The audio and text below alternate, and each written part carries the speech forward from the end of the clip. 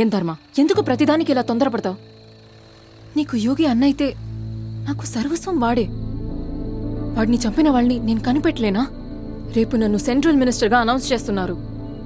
అది జరిగితే మనం ఏమైనా చేయొచ్చు. ఇప్పుడు నువ్వు ఒక ఎమ్మెల్యే, నువ్వు తప్పు చేసినా అది పార్టీకి చెడ్డ పెడితేస్తుంది. యోగి చనిపోయినప్పుడు మీరు ఎక్కడున్నారో?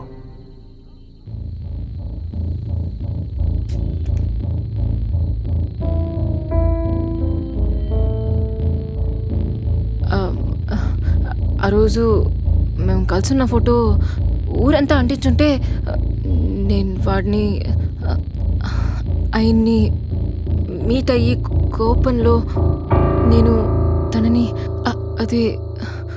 యోగి చనిపోయినప్పుడు మీరు ఎక్కడున్నారు? ఈ మాట అంటే నేను అనుమానించానని నన్ను కొట్టి తిరిగి చూడకుండా వెళ్ళిపోయాడు.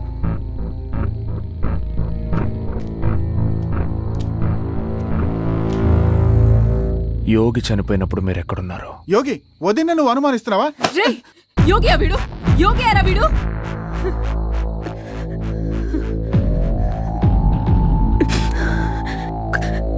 యోగి అయితే నన్ను అనుమానించేవాడా చెప్పు?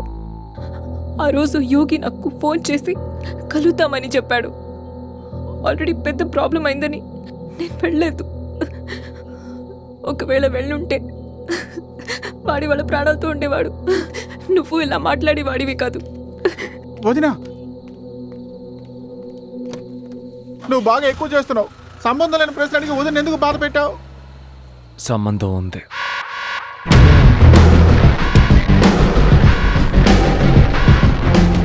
ఇన్స్పెక్టర్ని వెతుక్కుంటూ వెళ్ళినప్పుడు వాడు చచ్చిపడున్నాడు. వాడి ఫోన్ తీసి చూసినప్పుడు ఒకరితో వాడు చాలాసార్లు మాట్లాడున్నాడు. నాకు ఈ హత్యకి ఏ సంబంధం లేదండి, నన్ను నమ్మండి.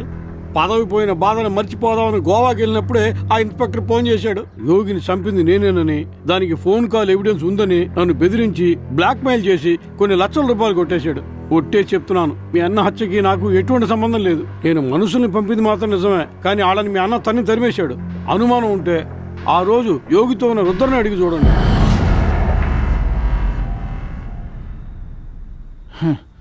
వీడు ఎలాంటోడో తెలిసి వీడు చెప్పింది నమ్మి నువ్వు వదిన్నే అనుమానిస్తున్నావా? నమ్మాలో వద్దో రేపు తెలుస్తుంది. అందరికీ నమస్కారం. గౌరవనీయులైన కుమారి రుద్ర గారు ఇంకో 2 రోజుల్లో మంత్రిగా పదవి చేపట్టబోతున్నారు.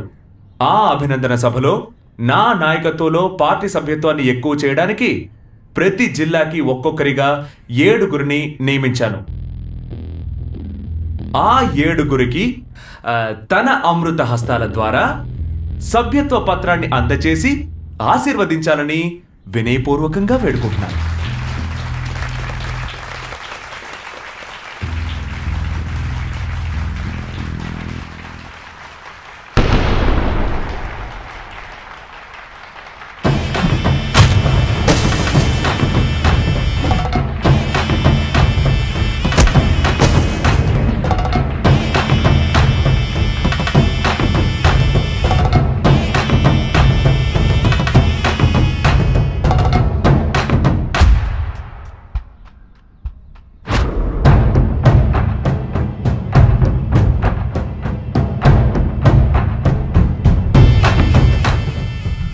ఏంటంటే 7గురిని పరిచయం చేస్తే ఏదో ఏడుస్తున్నట్టు మొహం పెట్టారు?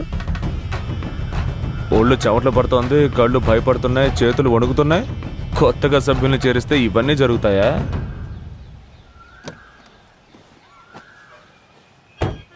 మా అన్నయ్యని ఎవరు చంపారో నాకు తెలియదు.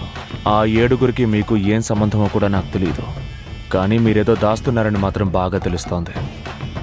నిజం ఒక చంటి పిల్ల లాంటిదంటే దానికి చీకటంటే భయం. అది ఏదో ఒక రోజు ధైర్యంగా వెలుగులోకి వస్తుంది. అలా వచ్చినప్పుడు మా అన్నయ్యని చంపిన వాడికి ఏ శిక్ష విధించాలో ఆలోచించి పెట్టండి.